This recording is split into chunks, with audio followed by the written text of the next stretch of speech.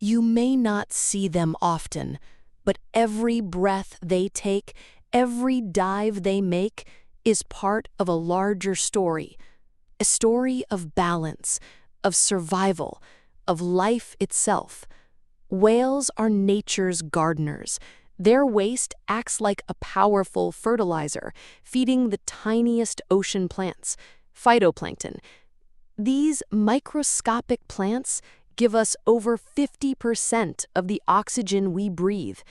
Yes, every second breath you take is thanks to the ocean. And whales, they keep it healthy.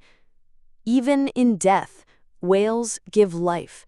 Their bodies become deep-sea ecosystems, feeding thousands of species for decades. But today, these gentle giants are under attack.